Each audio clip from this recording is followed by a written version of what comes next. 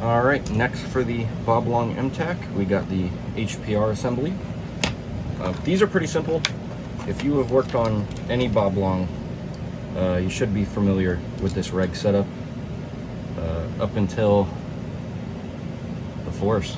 Everything else besides that pretty much had this, from like the Gen 4 Intimidator to the G6R and everything in between. So, alright.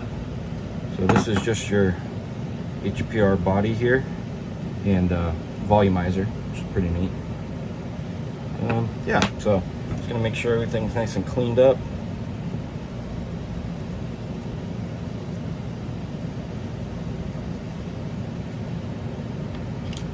The O-ring on this stack is not a sealing O-ring. It is simply just to keep the stack in order. But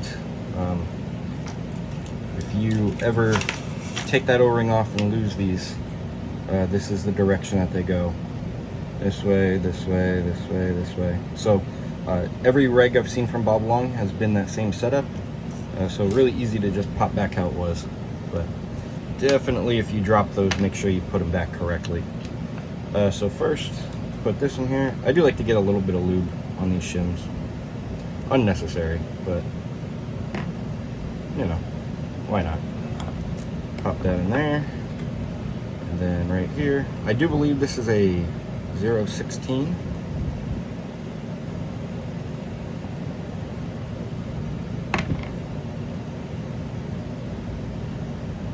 Alright, I'm gonna pop this in here. Make sure it's nice and springy.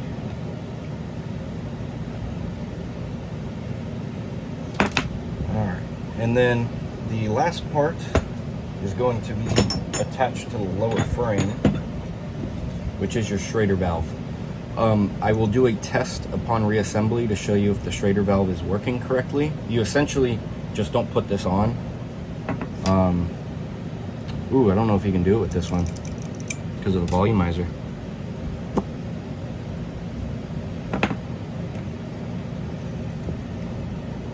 We'll test it. You might be able to. But a Schrader valve's either good or it's not. If, like on a Bob Long G6R, if you unscrew the bottom half of the reg and air up the gun, if your Schrader valve is working properly, there should be no leaking or anything. The gun's just not getting air. So they're either good or not. Very rarely does a Schrader valve actually go bad, even on something like a 2K2 Intimidator.